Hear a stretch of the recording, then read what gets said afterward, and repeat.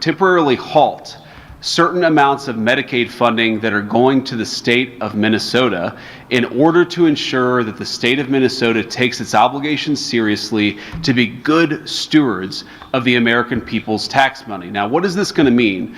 What this means is that, first of all, the providers on the ground in Minnesota have actually already been paid. The state has paid those providers the money. What we're doing is we are stopping the federal payments that will go to the state government until the state government takes its obligations seriously to stop the fraud that's being perpetrated against the American taxpayer. There are a few different ways that we're doing that. There are a few different affirmative actions that we're taking today. Dr. Oz is going to talk about those, but let me talk a little bit about the spirit of this and why we're doing it.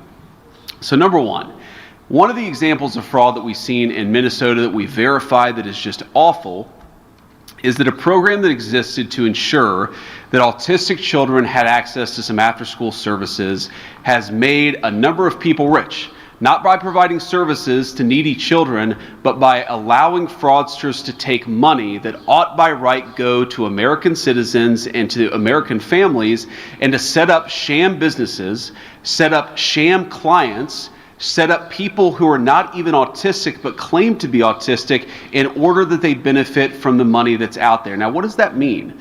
Number one, it means that a lot of people are getting rich off the generosity of American taxpayers, but more fundamentally and more importantly than that, it means that there are kids in Minnesota who deserve these services, who need these services, and they're not going to those kids, they're going to fraudsters in Minneapolis. That is unacceptable, and that's the sort of thing that we're cutting off with this action today. Let me make one final point about the spirit of this. You know, one of the things I love about our country is that we're a generous country, we're a generous people.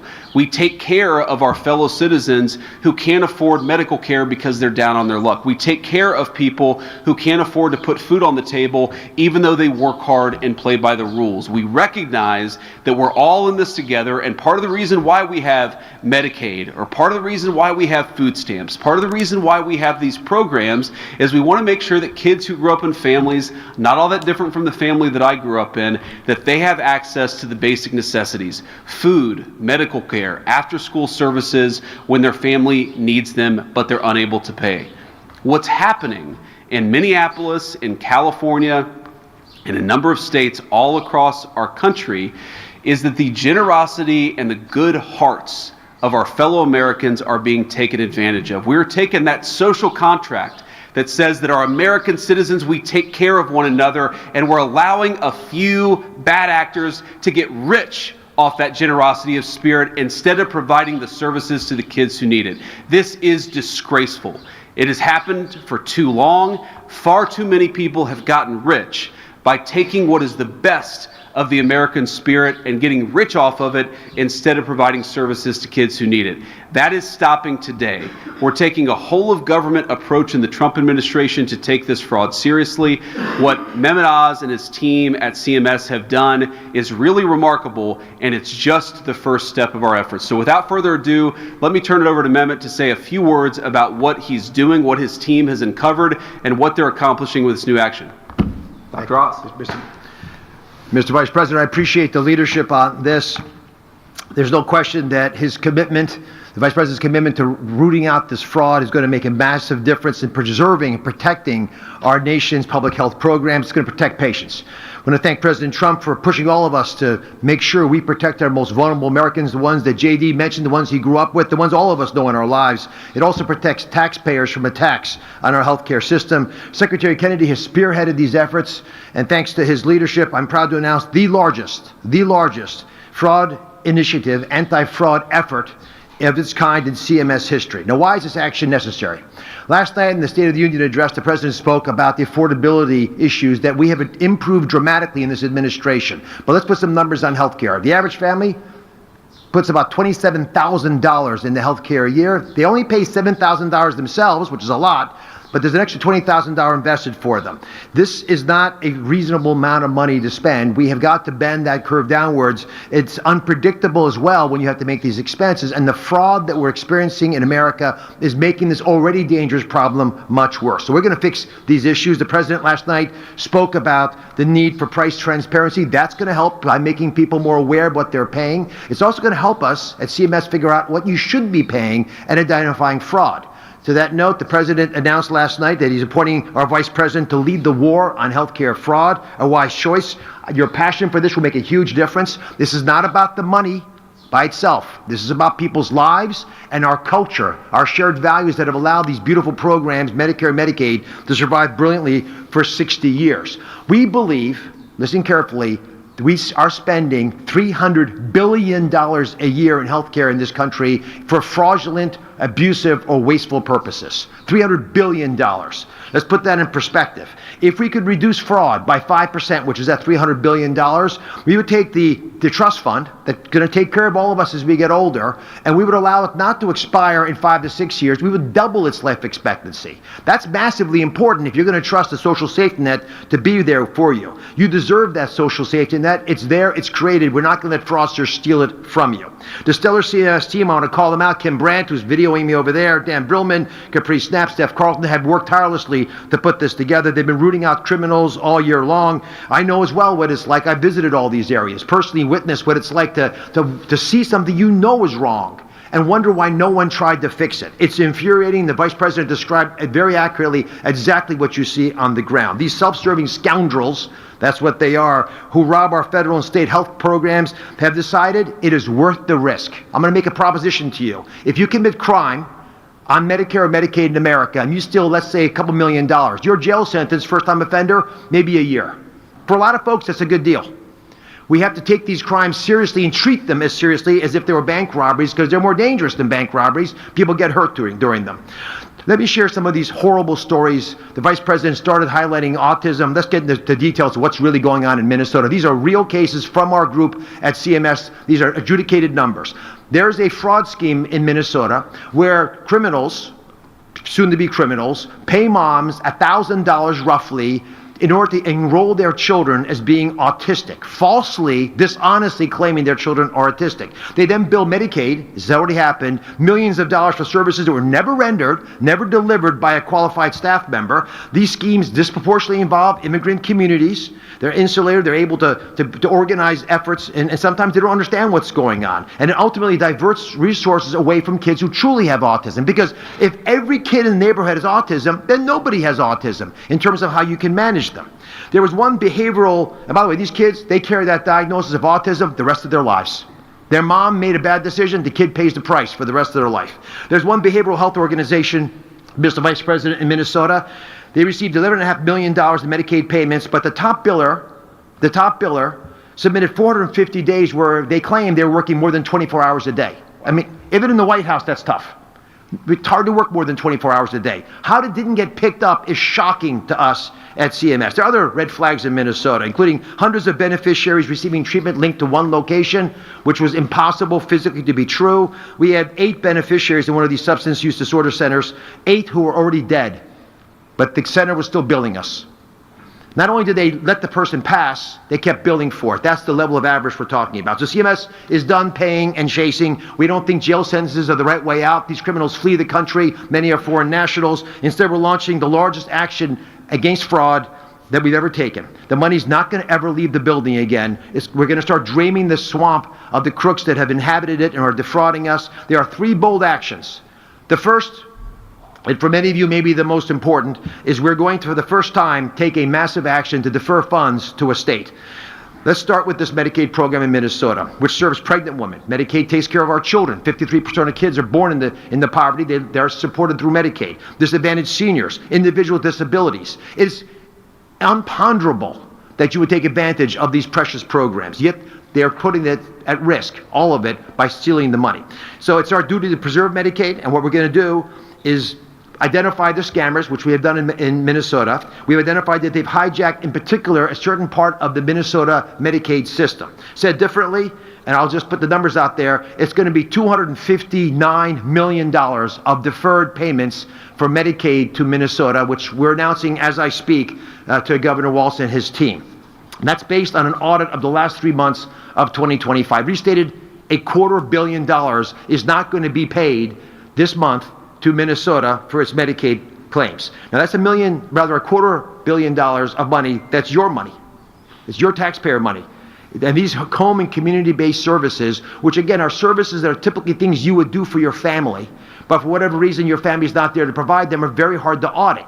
And for that reason, there's been a lot of slippage. The guardrails have not been well maintained, and if you're not serious about the integrity of the program, you'll see these problems happening in your state, which is why Minnesota's not alone, although they're the first to receive this action.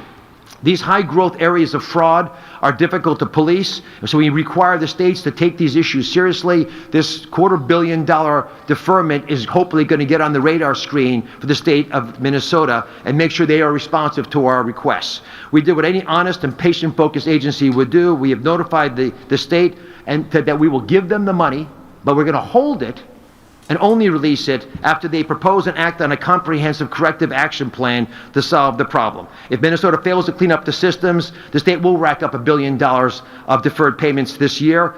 Governor Walz has 60 days, sir, to respond to our letter.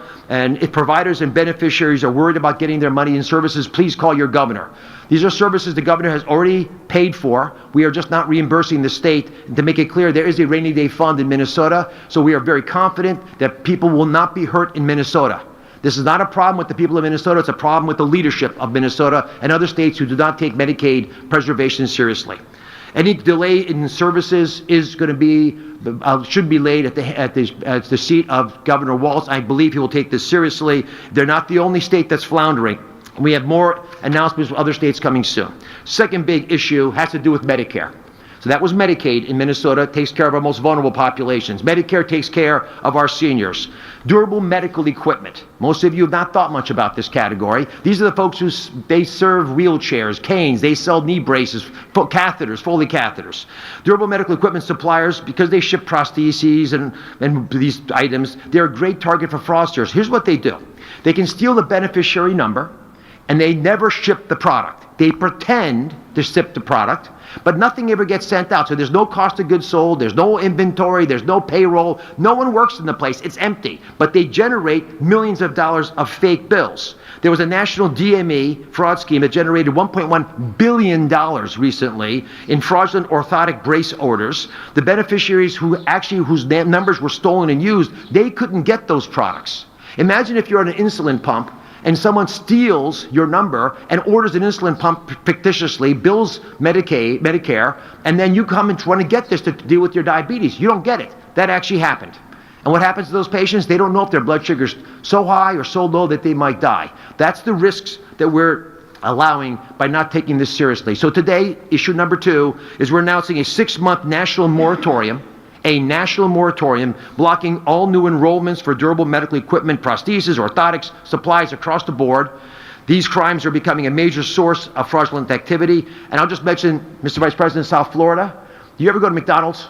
Yeah, too much. We had rehearsed this. So there are twice as many durable medical equipment suppliers in South Florida than McDonald's. Wow. And that's not because Secretary Kennedy is closing down McDonald's. That's because the amount of fraud is so massive that it's easier to open one of these suppliers than open a bank account, which is why we're working with Secretary Bessent. And part of the reason for this moratorium is it gives us time to be able to deal with these issues that have become massive. And if we just shut down South Florida, they'd all flee to California and to Texas. So we have to shut the whole country down. This unfortunate necessity is going to allow us to get on top of what we believe is billions of dollars of DME frauds. We've already stopped $1.5 billion of billing, but we need more time to shut down these bad guys. But it's going to be effective, and it's not going to touch the people who need these services. We have designed the system so that all the people who are already selling products can continue to sell products until we check them out, but no new DME enrollments, no ownership changes, all the things that fraudsters have done historically will be blocked. This way we're preserving access, we're not allowing tax dollars to be stolen. Now, you may be asking, why is it so important to crush fraud to assure the affordability of our nation? I'll just give you one example that we just finished dealing with. The Vice President's aware of this. We had skin substitutes that were generating, we believe this coming year, $23 billion in billing. Because we're able to shut that down to where it's supposed to be, because they have a role when used appropriately, every single senior in America, everyone, is going to get $132 extra money this year, just from that one thing that we shut down. That's the amount of money we're talking about, and it affects all of us. And to that note, because every one of you are affected, we want all of you to help us. So the third big announcement is we want to crush fraud by crowdsourcing ideas. We're issuing a request for information. We need and we want your help. The Vice President, myself, the President, Secretary Kennedy, all of us know that all of us are smarter than any one of us. So what can you do? We want your input on how to prevent, detect, and respond to fraud in government-funded healthcare. Whatever ideas you have, we're interested in. Our goal is to supercharge program integrity over the next 6 months. So we put in a request. That means providers and suppliers and payers and technology companies, patient advocates, beneficiaries. If you see fraud, you let us know. A state Medicaid director can show us patterns of fraud that we're not aware of. A provider can help understand compliance burdens and how to deal with those more effectively. Patient advocate, get cracking on making sure that people are aware of fraud. And like we have done already this year by pulling in those kinds of ideas, we've stopped almost $6 billion from leaving the building, but that leaves a lot more out there that we can take advantage of. So over the next 60 days, the Crush Initiative we just issued is us asking you to help us build something better, to help the brave patriots out there who want to play a role to play a role. Call 1-800-HHS-TIPS if you see fraud, or just go to cms.gov/fraud. Those are simple, easy ways for you to help us address the problems the Vice President highlighted. God bless you all, Mr. Vice President. Thank you. Great job. Very, very, very important initiative, and we'll take a few questions. I didn't expect you to put me on the spot with Bobby Kennedy about my fast food habits, but here we are. Sir in the front. Two things, Mr. Vice President. First, can you talk about the legal authority under which the federal government pauses legally obligated funds under mandatory funding from Congress, such as Medicaid? And secondly, if you could tell us anything you know about the situation off the coast of Cuba, where there's a speedboat shot. We've been briefed on that. You know, if Americans were killed or injured in it. Yeah, so on the second thing, actually, Marco briefed me about 15 minutes ago on it, but we don't know a whole lot of details, and so I'll defer to the White House to provide more updates as we get them. Certainly, you know, a situation that we're monitoring. Hopefully, it's not as bad as we fear it could be, but can't say more because I just don't know more. On the question of the legal authorities, I mean, inherent in Congress's assigning of the administration actually, you know, we're the ones who spend this money. Congress appropriates it. We're the ones who actually make sure this goes to the people it ought to go to. And inherent in that is making sure that it only goes to the people that Congress says that it should go to. We shouldn't be sending money to fraudsters. We should not be sending money to companies that are committing mass fraud. We shouldn't be sending money to anybody that's trying to defraud the American taxpayer. So I know, you know, Oz and his team, he's got the best team, I think, in healthcare anywhere in the private or the public sector. It's one of the great things I love about working with Dr. Oz is he's brought great people along with him, and congratulations on this. But I feel quite confident we have the legal authority to do this. And again, I'd reiterate, we don't want to do this. Like, we don't, the fact that there are so many people handing out millions and billions of dollars of federal Medicaid money without even confirming that they're doing the thing that they say that they're doing, it's a disgrace. It's a defrauding of the American taxpayer, and we're stopping it. Caitlin. Thank you, Mr. Vice President. Two questions. One, on the 60 days that Governor Walz has to respond, what exactly is the condition that he needs to meet for this funding to be released back to his state? I just wasn't really clear on that. And secondly, on Iran, while you're here, can you explain to the American people why the United States would need to strike Iran to stop them from getting a nuclear weapon if the United States obliterated their enrichment program last summer? Well, I'm not going to make any news on Iran today, Caitlin. I'll let the president make those announcements. As you know, he is sending two of his best negotiators to Geneva tomorrow in order to continue to try to strike the best deal possible for the American people. But the principle is very simple. Iran cannot have a nuclear weapon. If they try to rebuild a nuclear weapon, that causes problems for us. And in fact, we've seen evidence that they have tried to do exactly that. So the president sending those negotiators to try to address that problem, as the president has said repeatedly, he wants to address that problem diplomatically, but of course the president has other options as well. On what we need to see from Governor Walz, I'll say something about that briefly and then turn it over to Dr. Oz. Look, it's actually pretty simple. What we want to see from the governor of Minnesota, from the entire administration there in Minnesota, is some affirmative steps to make sure that the people who are billing us for Medicaid services are actually providing those Medicaid services. The main source of fraud, whether it's a small business or a bigger company, is you have people who are billing the government millions, tens of millions, billions of dollars saying that they're providing a service, but there's no actual confirmation. There's no follow-up to ensure that they're actually providing those services. We want to see that follow-up from Minnesota. Dr. Oz, maybe you can speak to a little bit more about how exactly we want to see that. Let me combine both these questions. So on December the 7th, we sent a letter to Governor Walz asking for a corrective action plan, which is a mechanism for us to extract from the state what they think they can do to fix the problems. The answer we got back at the end of the month, which is what the deadline was inadequate.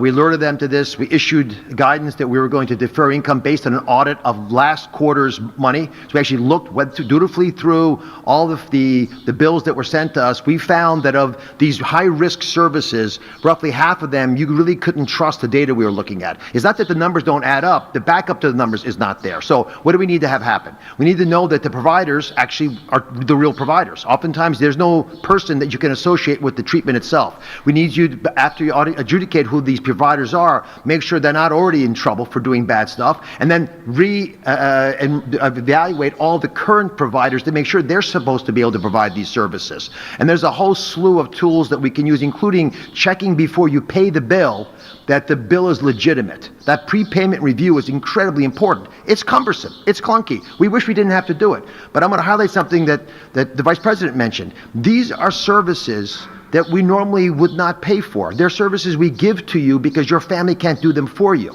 If it's a hernia operation, there's a dozen people who have credentials, licensing, we can use a scar.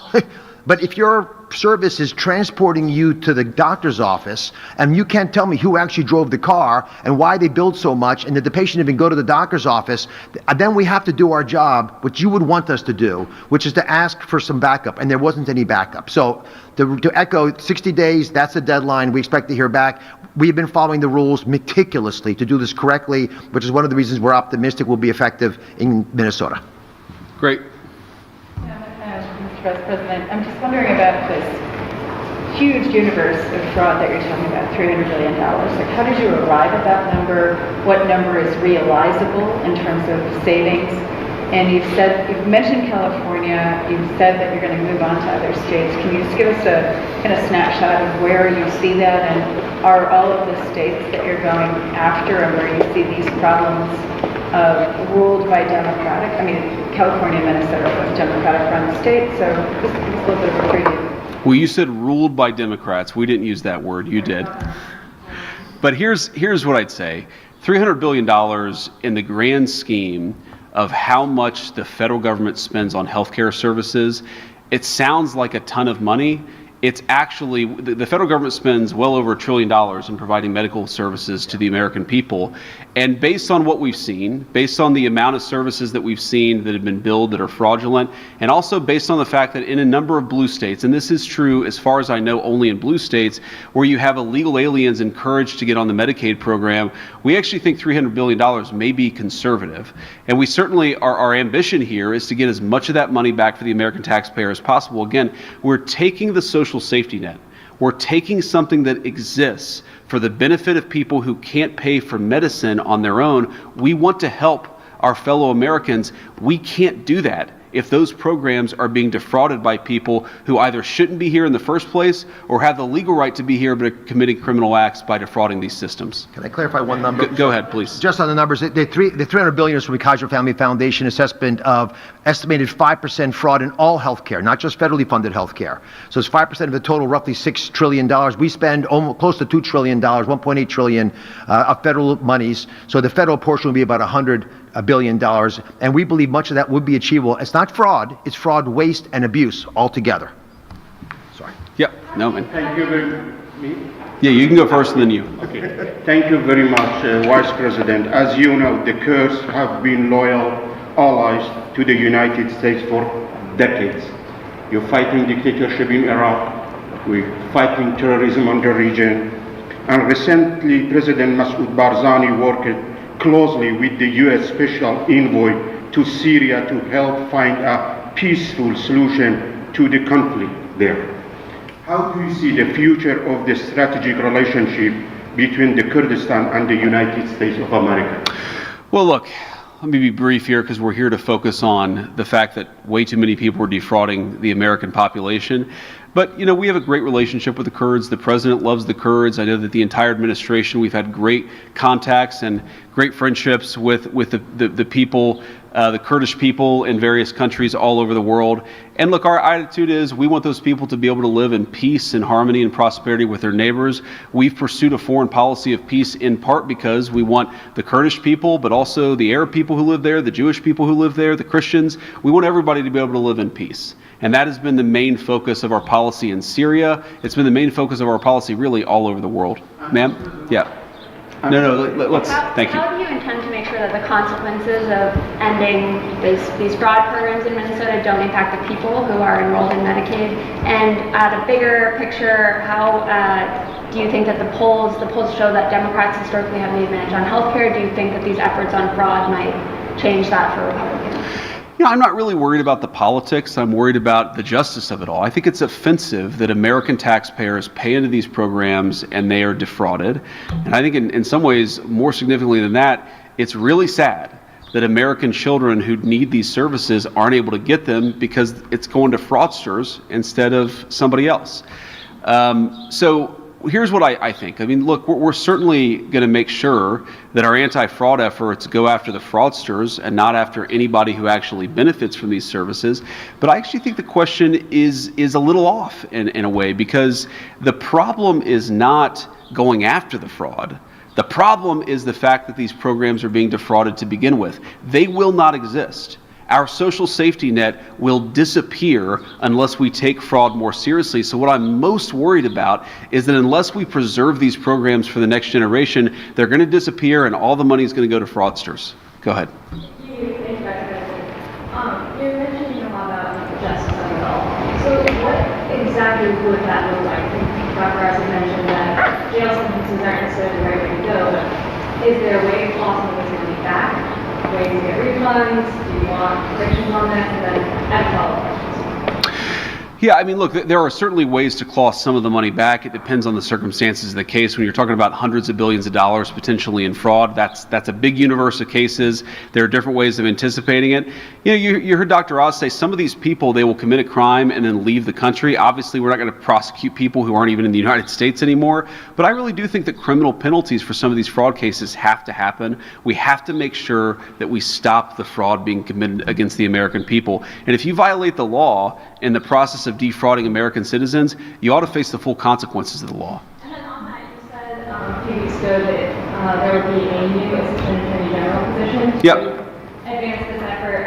Can you give me an update on the timeline for when we might see a name announced, when you want the Senate to start working on confirmation of that? Yeah, so I believe we have the name announced. I would say that Colin is on the Hill maybe today or yesterday. Colin will be the new AAG to help us combat fraud. I believe he's had great meetings all over the Hill today as part of the Senate confirmation process. I think he's impressed a lot of people. He's certainly impressed me. And again, we have a whole of government approach. I mean, what Dr. Oz is doing at CMS is very, very hard work, but it's not the only thing. We're trying to buttress it with a whole of government approach. Scott Bassett at Treasury is going to work on this. We're going to have our great Department of Justice work on this. We want to take this seriously because it's a serious problem for the American people, and so we got to fix it. Go ahead. Will the way that you're handling fraud in Minnesota by withholding this Medicaid reimbursement serve as a playbook for how you'll handle it in other states, or other tools that you'll be using that we have to? Well, I think it can, certainly. There are certain things that we're doing in Minneapolis and Minnesota that we're not going to be able to do in other parts of the country because the fraud is going to be different in each place. But yeah, I think this basic model of saying to people, hey, you get a massive amount of money to provide a service to people. Did you actually provide that service? The fact that it's even controversial that we're asking these questions as a government goes to show how much the culture of fraud has permeated Washington, D.C. Think about this. We're talking about people who take money from autistic children. They pretend their children or some other person's kid is autistic. They collect a fat check. They don't provide an ounce of services. And then the very money that's supposed to go to needy kids isn't there anymore to help those needy children. The fact that we have so normalized this, and the fact that I guarantee there are going to be voices in the media, there are going to be voices in the state of Minnesota who say, this is hurting children. No, it's hurting fraudsters. The way to protect kids is to go after those fraudsters, which is what we're doing. Sir. Mr. Vice President, thank you for taking questions. Dr. Oz mentioned the word guardrails when it comes to this. Can we expect to see the federal government look to implement new guardrails to prevent the normalization of fraud like this from continuing? Do you believe it would be more effective for states that you're investigating to put up guardrails? Do you think that the best way to do it would be a mixture? And what message should a move like this, what you're announcing today, send to other states that might be under the microscope? I mean, look, we would love to better work with the states here. We need the states to combat this fraud. And frankly, if Minnesota had done a better job of combating the fraud, we would not be here at this press conference today. We'd send out a letter celebrating the fact that Minnesota had worked with us to cut down on some of the fraud. I'll let Dr. Oz speak a little bit more to that question. But look, the best way for this to work would be for the federal government to work with the state governments. We'd love for that to happen. I think you're going to see that in some states, even some blue states, but you're not going to see it in others. The working family tax cut legislation, for the first time in a long time, aligned the president and vice president with the governor so they have the same goal. So we've been talking to the states a lot. We are generating some frameworks that we believe states could apply. Medicaid is run by the state. They know their most vulnerable populations well. It's different than Alaska on the North Shore slope where you can't get there this time of year to southern Alabama, lower Alabama, or LA as they call it. But the reality is there are similarities that govern some of these programs, especially the ones that are high risk. And so we're going to share those best practices. But the techniques that we're using in Minnesota can be applied in other states.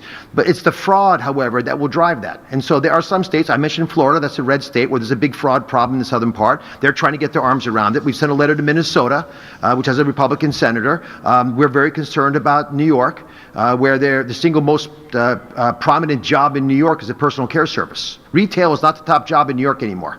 And so in California, there are more hospices, I believe, in Los Angeles County alone than the rest of the country.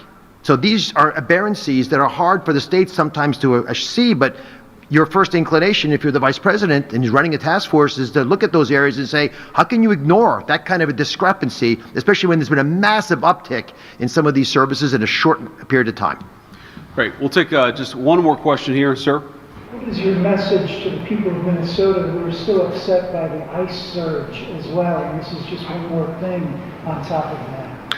Well, first of all, I think our message to the people of Minnesota is that we love them. They're our fellow citizens. We're trying to do right by them. And part of the reason, in fact, the main reason that we're doing this is that we want to make sure that the people of Minnesota have access to the services that they're entitled to.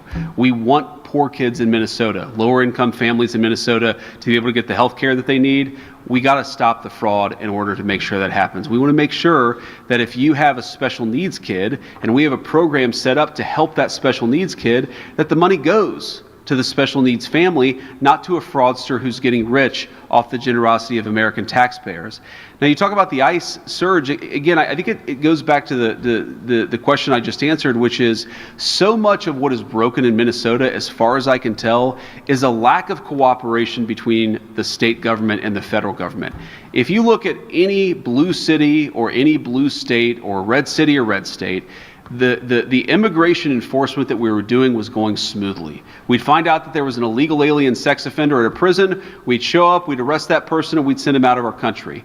Or maybe that person was a repeat offender and they were out of prison. The local authorities would say, you know what, go and go to this person's address and arrest this guy because we want that violent criminal out of our community.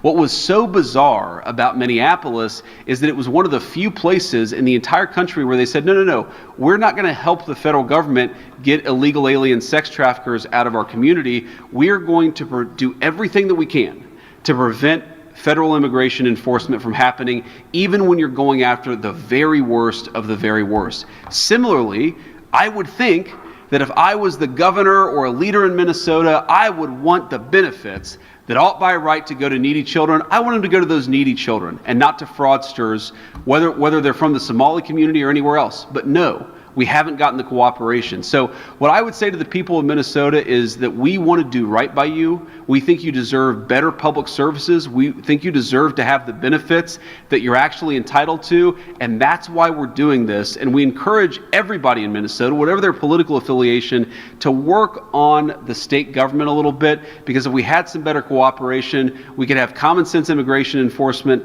We could also have less money going to fraudsters, which I would think would be a bipartisan issue. Thank you all.